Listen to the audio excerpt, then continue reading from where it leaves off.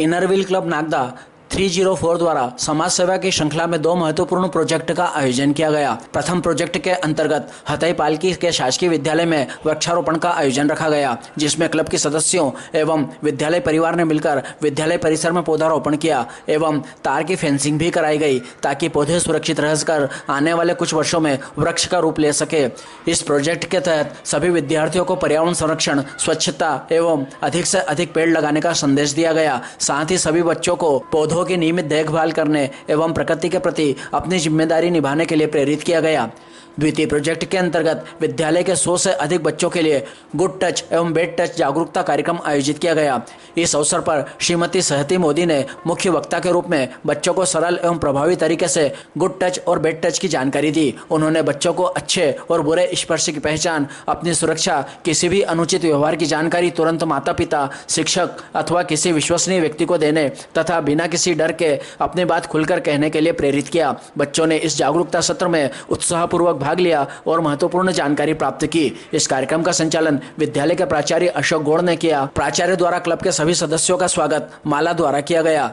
Club द्वारा प्राचार्य गौर और व्याख्याता सहती का स्वागत श्रीफल और माला पहनाकर किया तथा वृक्षारोपण में सहयोग प्रदान हेतु राजेंद्र जी और मनीष जी का स्वागत माला व कलम गिफ्ट कर किया गया। क्लब अध्यक्ष श्रीमती अंजू काठड़ ने कहा कि बच्चों की सुरक्षा एवं पर्यावरण संरक्षण हम सभी की सामूहिक जिम्मेदारी है, इसलिए क्लब भविष्य में भी समाज हित एवं जागरूकता से जुड़े ऐसे कार्य निरंतर करता रहेगा। इस अवसर पर क्लब की सचिव श्रीमती नेहल अग्रवाल ने विद्यालय के प्राचार्य एवं समाजसेवी राजेंद्र काठड़ का आभार माना, जिनकी प्रेरणा से यह दोनों प्रोजेक्ट विद्यालय में संभव हो सके। इस गरिमामय कार्यक्रम में इनरव्हील क्लब की एडिटर श्रीमती प्रिया मालपानी, श्रीमती पूजा ओझा, श्रीमती कीर्ति जैन सहित क्लब की अन्य सदस्याएं उपस्थित रही तथा कार्यक्रम को सफल बनाने में अपना महत्वपूर्ण योगदान दिया। वो लोग दोष दिया करते हैं जिन्हें अपनी बाजुओं पर एतबार नहीं है। ऐसी हमारी दीदी जिनको अपने बाजुओं पर एतबार है और वो बच्चियों को और विशेषकर बच्चों को आज तो अपना मार्गदर्शन देने के लिए हमारे बीच आई हैं आदरणीय सहती मोदी जी। इनके लिए जोरदार। बाल शोषण आपकी कॉपी में, किताब में, सामाजिक विज्ञान में बाल शोषण, बाल का मतलब मालूम है ना? बाल मतलब क्या होता है? बच्चे। बाल मतलब बच्चे और शोषण मतलब शासन, गलत व्यवहार, है ना? बच्चों के साथ किया गया कोई ऐसा गलत व्यवहार जो आपको अच्छा नहीं लगता हो, है ना? कई बार ऐसी चीज होती है जो आप लोगों के साथ कुछ व्यवहार होता है या कोई ऐसी घटना होती है जो आपके अनुरूप नहीं होती है, आपको अच्छी नहीं लगती है, तो उसे हम क्या कहेंगे? बाल शोषण। मेरे साथ साथ बोलना पड़ेगा आपको। क्या बोलेंगे उसे? बाल शोषण। साथ बोलना। ऐसा कोई व्यवहार या ऐसी कोई घटना जो हमें अच्छी नहीं लगती हो उसे क्या बोलेंगे? बाल शोषण। समझ में आया?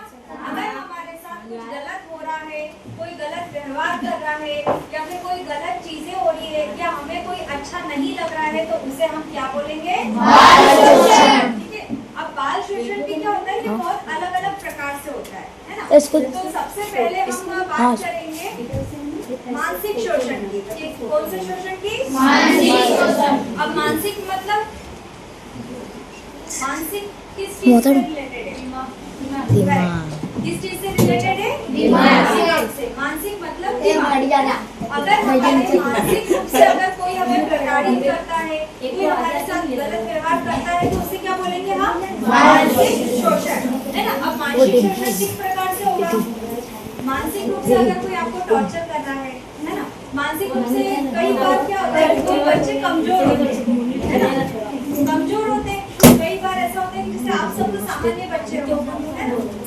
न्याय जा लेकिन कोई कुछ बच्चे ऐसे होते हैं जो मानसिक रूप से बहुत ज्यादा कमजोर उन्हें कुछ समझ नहीं आता है।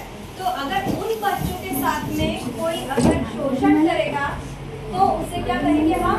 मानसिक शोषण। दूसरा होता है हमारा भावनात्मक शोषण। क्या होता है? भावनात्मक वीडियो में अब वीडियो। इस टॉपिक को आप ध्यान से समझिएगा, भावनात्मक शोषण क्या होता है। क्यों? क्योंकि मैक्सिमम कई बार हमारे साथ भावनात्मक शोषण होता है ना। ठीक है, ऐसा बच्चे आप कोई- सुनो, ध्यान से सुनेंगे अच्छी जानकारी तो दे रहे हैं। आपके लिए बहुत उपयोगी रहेगी, क्योंकि आपको कहाँ से बिलोंग करते हैं, गांव से, है ना। आपको पढ़ लिख के कहीं शहर में भी जाना होगा आगे अपनी हायर एजुकेशन के लिए, तो वहाँ जाएंगे तो अपना अच्छा बुरा समझेंगे, तभी तो आप वहाँ पे कर पाएंगे ना सर्वाइव। अगर हम हमारा अच्छा बुरा नहीं समझेंगे कि क्या हमारे मैडम साथ देख रही गलत हूँ, हो कैमरा रहा में है, देख ही रहो। क्या हमारे साथ सही। सही होना चाहिए, अगर इन दोनों चीजों का अंतर नहीं समझेंगे तो आप जीवन में आगे ऊंची पढ़ाई के लिए कैसे जाएंगे। सही है ना। इसलिए मैं एकदम सरल भाषा में और आपकी भाषा में समझाऊंगी कि भावनात्मक शोषण क्या होता है। ठीक, भावनात्मक शोषण का मतलब होता है अगर हमारी भावनाओं को कोई ठेस पहुंचाए, अगर हमारी भावनाओं के साथ में कुछ गलत हो तो उसे हम क्या बोलेंगे, भावनात्मक शोषण।